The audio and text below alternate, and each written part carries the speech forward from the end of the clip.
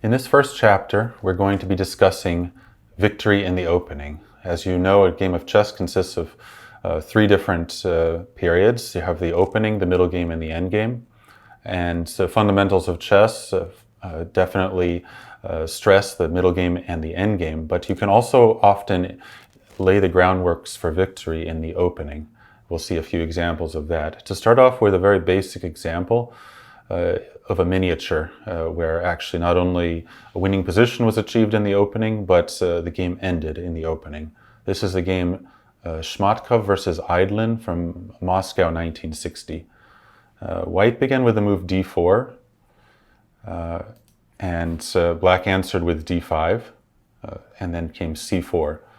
This is Queen's Gambit, and black decided to accept the gambit by d takes c4. Now, as you may know, the Queen's Gambit is not a real gambit.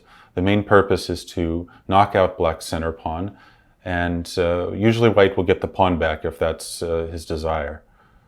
So white continued with e3, planning to simply capture the pawn with bishop takes c4, and black actually here used the opportunity afforded him by white's last move to break in the center with the move e5. If black tried to keep the pawn, there's a famous trap. b5. This looks like a very natural move, but white can undermine the pawn with a4.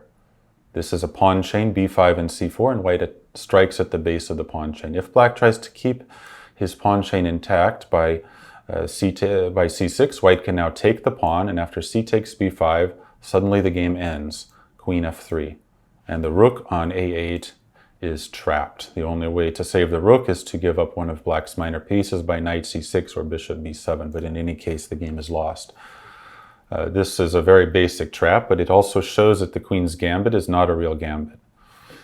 Here, black played e5, as I said, using the opportunity to try to strike back in the center, and this is in fact a very good move.